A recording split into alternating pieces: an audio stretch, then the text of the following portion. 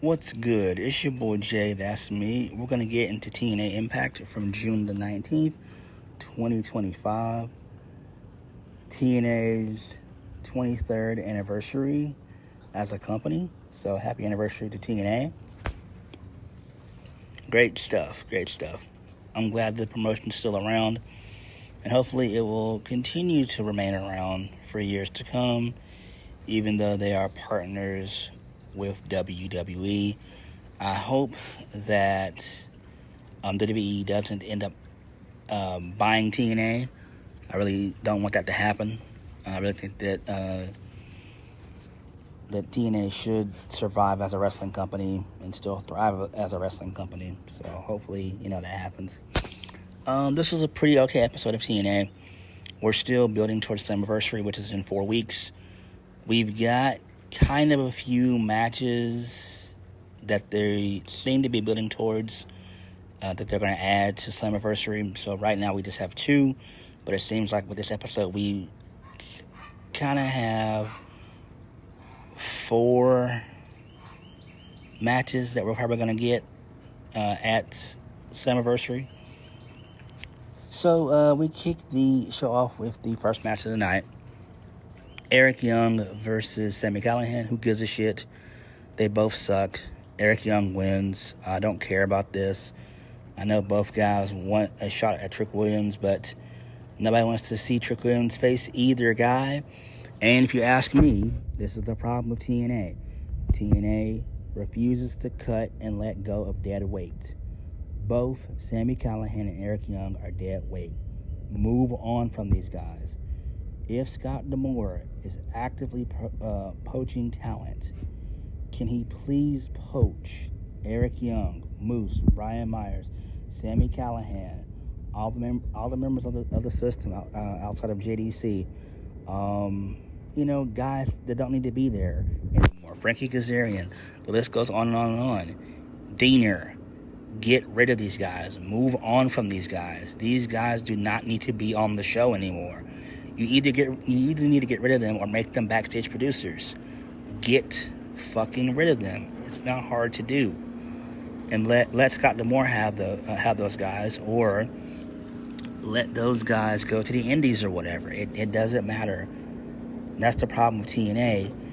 It needs fresh blood. Moving on. So, we get a backstage interview with Gia Miller. She's basically interviewing the challengers for the TNA Champions Challenge main event, featuring Joe Hendry, Elijah, Leon Slater, and the Rascals. They didn't say much of anything. They just said they're going to kick the champions' asses. So that's all they said. Not really that important. Moving on. So we got a really good segment involving the Order 4.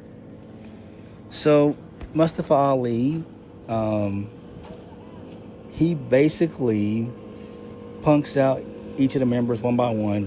He demands Tasha Steelz give him her phone. He checks through it, and he said that he notices that she still made that call.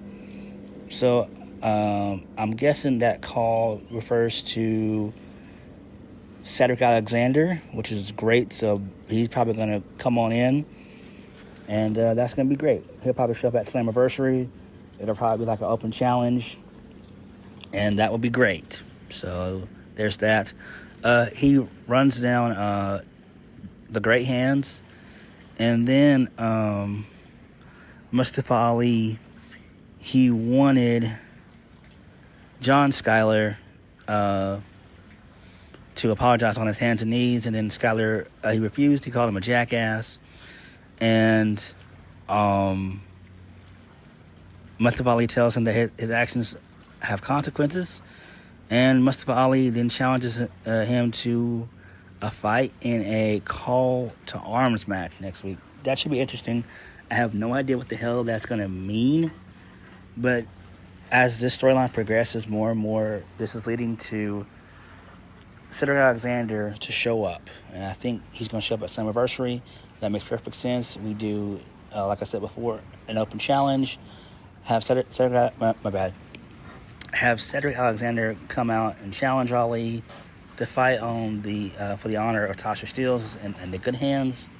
I think that would be great. So that's one match that we could possibly see.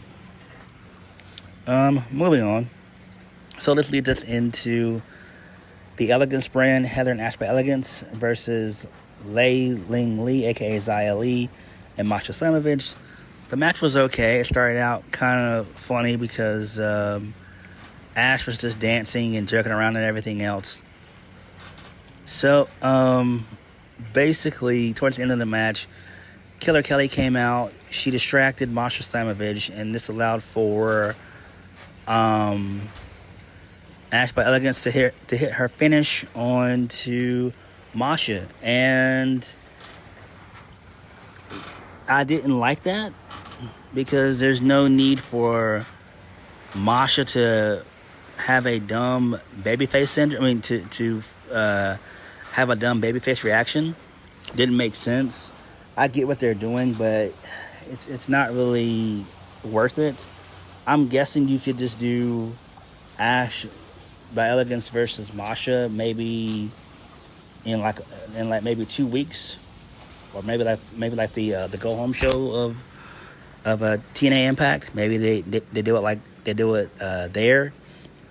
But I didn't like this, and I mean I get you want to get heat from Killer Kelly and all that jazz, but this was a bad fucking decision if you ask me. But I get where they're going with all of it. Moving on. So the Inspiration, they are backstage. They react to what just happened. They tell the Elegance brand to enjoy the gold while they can because they're watching them closely, and they have their sights set on the titles. So that's another match that's going to be added to the show. So that'd be pretty cool. I like that. I'm hoping that KC Squared, hopefully they'll show up from WWE, even though they got released. Hopefully they'll end up signing with TNA, and you can add more to the Knockouts tag division. So there's that. Moving on. So this leads us into Santino Marella. He comes out. He makes a street fight for next week involving Mike Santana and AJ Francis. And then he brings out Tommy Dreamer. And then Santino tells Tommy Dreamer that he can make Dreamer versus Mance Warner official whenever he wants. So, then Step the Lander and Mance Warner, they show up. They interrupt Tommy Dreamer. They make fun of him for being old. Tommy Dreamer tells Mance Warner there's always something else bigger in the picture. So Jake Something shows up. He's been out for maybe like 3 or 4 months or whatever. He comes back to a decent reaction. And he has a brawl with Mance Warner. So that's pretty cool. So this sets up their match for Slammiversary. This seems something that would probably take place on the pre-show. So that's fine there. It makes perfect sense. Good stuff. Moving on. So this leads us into the System versus Matt Cardona and the Hometown Man. I don't care about this shit. We know it's Diener under the mask. And I don't give a shit about this. So Matt Cardona and the Hometown Man, they win. I don't care about this at all. And then post-match, the System, they beat the shit out of Diener and Matt Cardona. Whatever.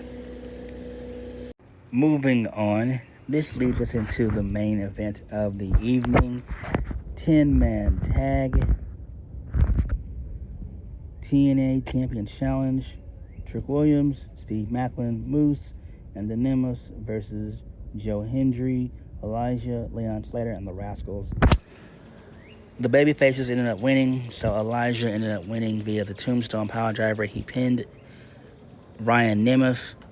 So apparently this is going to set up the Nemeths versus Elijah and Joe Hendry, which is fine.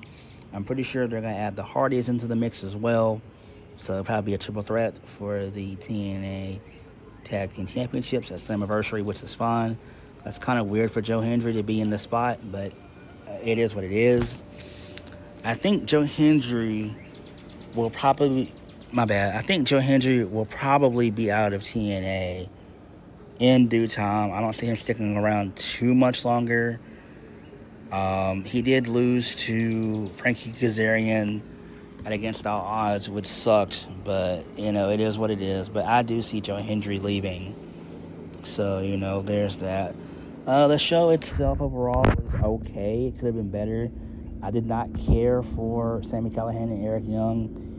TNA has got to do better with their roster. They need to really get rid of a lot of that dead fucking weight that's holding them down so damn much. I'm excited for what they're doing with Mustafa Ali. I'm loving the Order 4 storyline. That's really good. I like that. I want to know what they're going to do with Mike Santana. I don't know if it's going to be him and Trick one-on-one. I don't know. It seems like it is now that Joe Hendry and Elijah seem to be going after the tag team championships, which is fine. So that's probably what they're going to do with those guys going forward. But what kind of match are they going to do? I guess they'll have the rematch, and I guess that's when Mike Santana will go over on Trick. And I guess that's fine. So, there's that. Jake Something returning is cool. I'm glad that he's back. So it seems like it's going to be Jake Something versus Mance Warner at Slammiversary. I'm okay with that as well. And the Elegance brand versus the Inspiration for the Knockouts World Tag Team Championships. That's fine with me as well. I'm down with that. It sucks that they've turned Killer Kelly a heel and turned her heel, but it's fine. I get where they're coming with it. It makes sense. She did cut a promo on this show, but she didn't really say much of anything. All she said is that she's tired. All she said was that she was tired of Masha Slamovich. She was gone for all that time. She felt like an afterthought and everything, and so she basically vowed to beat Masha at Slammiversary. So that's that. So, like I said before, TNA was not too bad. It was okay. And I am excited for Slammiversary. Hopefully we get some more matches added. Hopefully we get some surprises for Slammiversary. We need some. So maybe Cora Jade will show up, a.k.a. Atlanta Black. Maybe she'll show up. Cedric Alexander, he'll probably show up as well. Hopefully a couple other people will show up as well. Maybe we might get Tennille Dashwood and her husband. So maybe, Riddick Moss. Maybe we'll get those guys to show up at Slammiversary as well. You never know. So we have to just wait and see how things play out. But all in all, TNA was okay this week. But what did you guys think? Like, comment, subscribe. Peace.